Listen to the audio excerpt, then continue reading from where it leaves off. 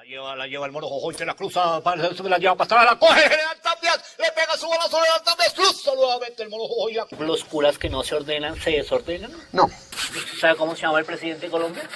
Sí. ¿Cómo se llama? Andrés Pastrana.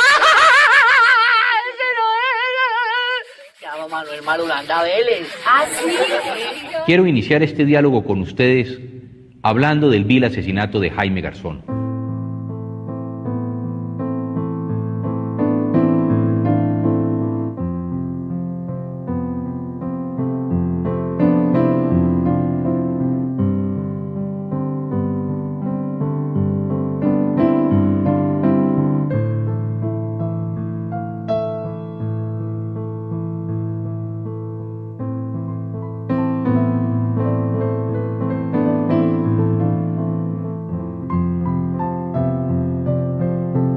El 30 de enero del 2002, un sicario disparó contra el subdirector de la Patria, Orlando Sierra Hernández, en el centro de la ciudad, dejándolo herido de muerte. Su deceso se registró 2 días después, dejando un profundo vacío en el periodismo regional.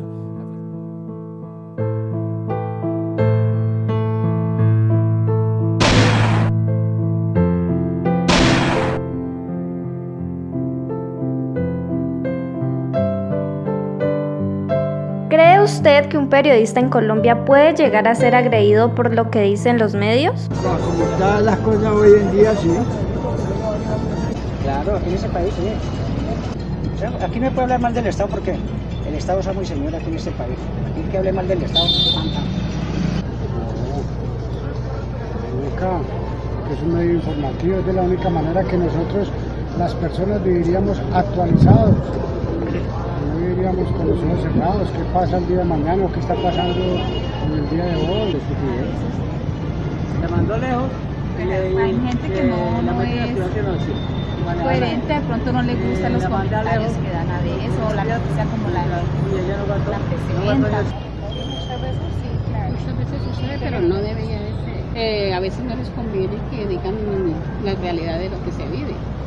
Entonces tratan de ocultarlo de cualquier manera. Una prensa libre puede ser buena o mala, pero sin libertad la prensa nunca será otra cosa que mala. Albert Camus. Por un lado hay un bloque de países que pueden ser como Venezuela, Ecuador, Argentina, Bolivia, donde las restricciones vienen por parte del gobierno, y hay otros como Colombia, Brasil, México, Paraguay, donde las restricciones vienen ya de actores particulares, bien sea crimen organizado o funcionarios públicos o distintos grupos ilegales.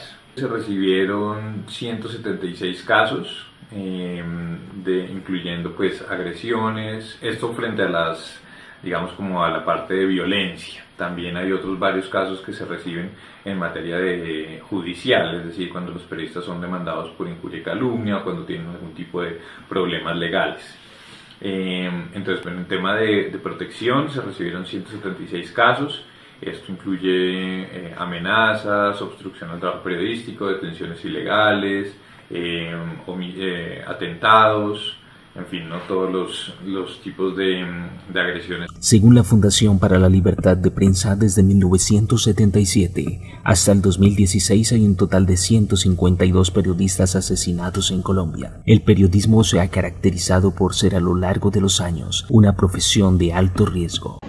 Cada vez más los medios de comunicación pertenecen a los grandes gremios económicos y cada vez más la economía es la que define las políticas de los países.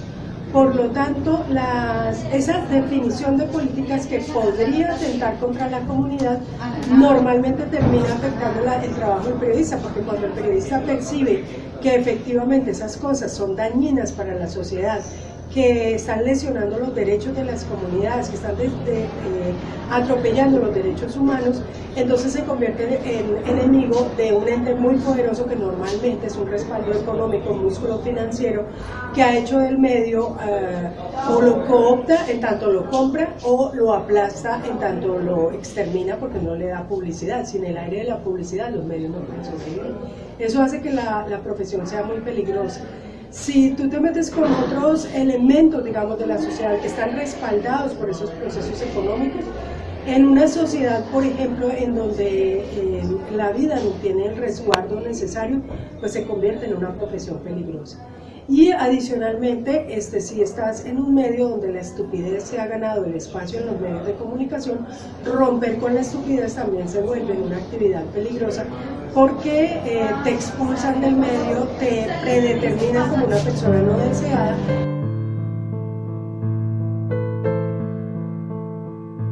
La vida de un periodista es bastante compleja. En el común y corriente la gente es hablarle que somos periodistas, ganan plata, ganan mucho. No, nosotros también nos toca. Somos de los pocos países en el mundo donde nos toca pagar por trabajar. Y me explico, jóvenes. ¿Por qué? Porque aquí tenemos que arrendar un espacio como cuando usted va a arrendar una casa para vivir. Hay que hacer un contrato de arrendamiento del espacio por 6 meses, por 1 año, y nos colocan un canon mensual que hay que pagarlo dentro de los 3 primeros días de cada mes. De lo contrario, su espacio será cortado, porque ellos también tienen gastos muy grandes. La vida de un periodista tiene que buscar la noticia, tiene que escribirla, tiene que, en la mayoría de los casos, tiene que narrarla y comentarla. Y fuera de eso, salir a vender. Y luego viene lo más duro, salirle a cobrar a algunos clientes que, bajo el supuesto de que yo no escuché mi publicidad, no le quieren pagar. Bueno, censura,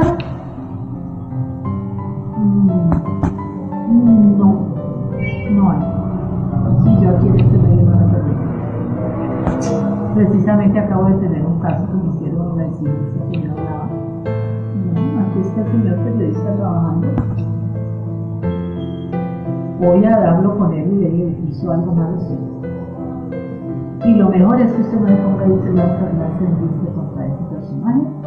Quédese callado y no diga ni para bien ni para abominación. ¿Qué es lo mejor? Y eso es lo que yo hago.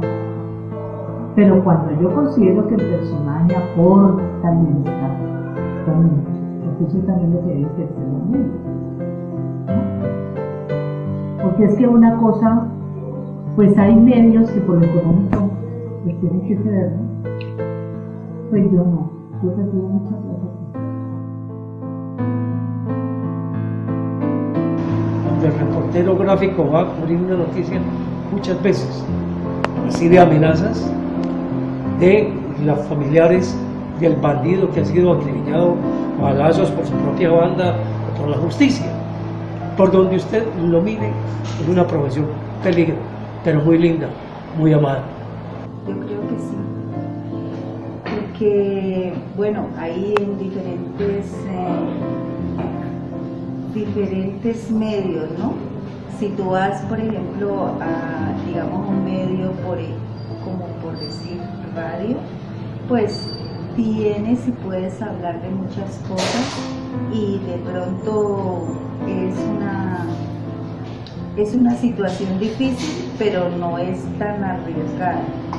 Sin embargo, si estás en otro lugar, en otro ámbito, por ejemplo en la parte judicial, entonces ahí sí es mucho más riesgoso, porque tienes que estar en el lugar del crimen, por ejemplo, en el lugar del bombardeo, del tiroteo. Entonces es más arriesgado para el periodista cubrir esos hechos. Vale la pena llegar a arriesgar la vida por informar lo que sucede.